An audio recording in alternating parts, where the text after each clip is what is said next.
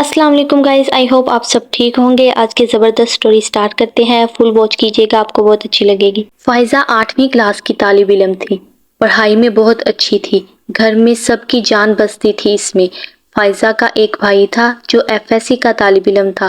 फ़ाइज़ा के घर के बराबर में इसकी फुफ्फो का घर था, जहाँ फ़ाइज़ा का बहुत दिल लगता था। फुफ्फो के 3 बच्चे थे। 2 बच्चे फ़ाइज़ा के हम उम्र थे, जबकि एक फ़ाइज़ा के भाई की उम्र का था। मगर वो घर पर नहीं रहता था, वो दूसरे शहर में तालीम के सिलसिले में रहता था। अब कुछ दिन पहले वो घर आया था। फ़ाइज़ा का स्कूल घर से काफ़ी करीब था। अक्सर वो स्कूल अकेले जाती थी। कुछ दिनों से इसके घर वाले देख रहे थे कि फ़ाइज़ा बहुत चुप रहने लगी है। सब ने सोचा इम्तिहान आने वाले हैं, शायद इसलिए वो परेशान है। फ़ाइज़ा अक्सर बीमार रहने लगी थी। वो हर चीज़ से डर जाती थी। फ़ाइज़ा की अम्मी इसकी हालत देखकर परेशान हो जाती थी कि अचानक क्या हो गया है। एक रात फ़ाइज़ा की अम्मी की आंख खुली तो इनको महसूस हुआ कि फ़ाइज़ा के रोने की आवाज़ आ रही है। वो फ़ाइज़ा के कमरे में गईं तो देखा फ़ाइज़ा बेहोश ज़मीन पर पड़ी थी और इसकी हालत तशवीशनाक थी। इसकी अम्मी और अब्बू इसको अस्पताल ले गए। लेडी डॉक्टर ने बच्ची को देखते साथ ही बोला कि ये रेप केस है, पुलिस को बताना पड़ेगा। ये सुनकर इसकी अम्मी ने अपनी बेटी को सीने से लगा लिया। बाप ने बोला, डॉक्टर साहिबा, हम पुलिस को नहीं बता सकते, हमारी इज्जत खराब हो जाएगी, हमारी बेटी से कौन शादी करेगा। लेकिन डॉक्टर जिद पर थी कि पुलिस को बुलाया जाए। डॉक्टर ने बच्ची की हालत को देखते हुए इलाज शुरू कर दिया। सुबह तक फ़ाइज़ा को होश तो आ गया, मगर वो अब शायद इस दुनिया में थी ही नहीं। वालिदैन ने ये बात सबसे छुपाने का सोच लिया था, क्योंकि ये बात अगर लोगों को पता चलती तो लोग यही बोलते, तुम्हारी बेटी की गलती होगी, चुप हो जाओ, शादी नहीं होगी कहीं। ऐसी बहुत सी बातें सुनने को मिलती जो शायद हर उस लड़की को सुनना पड़ती हैं जिसके साथ ये सब हुआ होता है। फ़ाइज़ा अब घर आ गई थी, मगर इसकी हालत में कोई बेहतरी नहीं आ रही थी। लोगों को शक होने लगा था कि क्या हो गया है। आखिर वालिदैन ने ये बात अपनी बहन को बताई तो वो भी बहुत ज़्यादा परेशान हो गई। तभी इनका बड़ा बेटा अदनान कमरे में आया और बोला, मामू आप परेशान नहीं हो, मैं फ़ाइज़ा को इज्जत दूंगा, मैं करूंगा फ़ाइज़ा से शादी, इसकी जिम्मेदारी आप मुझे दे दी। सब बहुत हैरान थे और सोच रहे थे कि क्या किया जाए, क्योंकि फ़ाइज़ा की तबीयत बिल्कुल ठीक नहीं थी और फ़ाइज़ा अदनान से छोटी भी थी।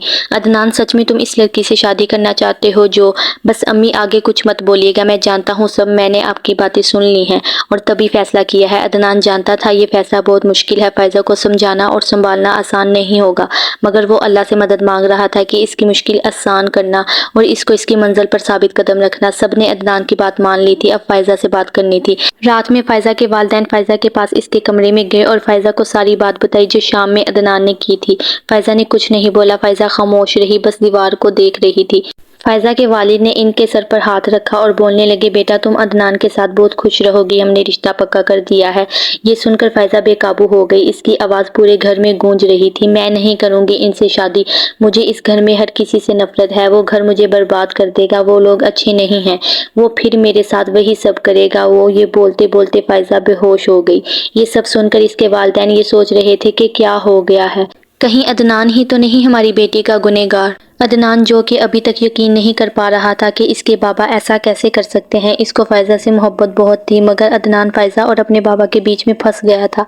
सुबह अदनान की अम्मी ने फ़ाइज़ा का पूछा तो अदनान ने बोला वो रात को इसको इसके घर छोड़ आया था, क्योंकि इसको अपनी अम्मी याद आ रही थी। अदनान की अम्मी ने कुछ नहीं बोला, जबकि अदनान का छोटा भाई वो समझ गया था कि फ़ाइज़ा और अदनान की लड़ाई हुई है, क्योंकि जब अदनान फ़ाइज़ा को रात में चुप होने का बोल रहा था तो अदनान के भाई ने सुन लिया था। मगर सब ने चुपचाप नाश्ता किया और सब अपने अपने काम पर चले गए। आज अदनान का किसी काम में दिल नहीं लग रहा था। अदनान ऑफिस से बाहर आ गया ताकि ताज़ा हवा में आकर उसे सुकून मिले। अदनान सोच में गुम था कि अजान की आवाज़ आई। अदनान, जो कि सिर्फ ईद की नमाज पढ़ता था, आज खुद ही उठकर मस्जिद की तरफ जाने लगा। सच कहते हैं जब परेशान हो तो रब बहुत याद आता है। नमाज से फारिग होकर इसने दुआ के लिए हाथ उठाए तो कुछ बोला नहीं गया, बस आंसू थे जो रुक नहीं रहे थे। मस्जिद से बाहर आकर इसने फैसला किया कि वो फ़ाइज़ा को घर लेकर आएगा, क्योंकि फ़ाइज़ा अदनान की हमसफ़र है। अल्लाह बस इसे सच और हक का रास्ता दिखा देगा। वो फ़ाइज़ा के घर गया। फ़ाइज़ा चुपचाप इसके साथ घर आ गई थी, क्योंकि माँ ने चुप रहने का हुक्म जो दे दिया था। फ़ाइज़ा सारा दिन अपने कमरे में बंद रहती थी। एक शाम घर में कोई नहीं था। फ़ाइज़ा किचन में काम कर रही थी, तब इसको किसी ने आवाज़ दी।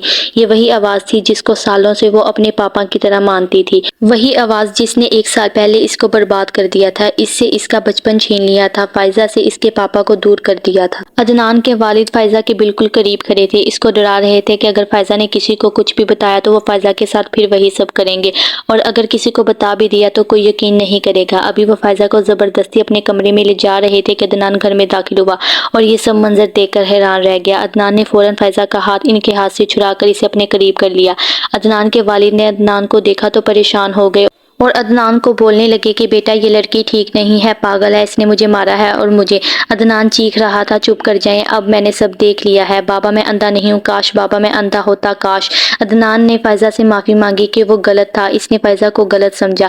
فائزہ اور عدنان دونوں ہی اپنی اپنی جگہ صحیح تھے، کیونکہ جو بات وہ اپنے بابا کے لیے سن رہا تھا کوئی بھی سنتا تو ایسے ہی رد عمل دیتا۔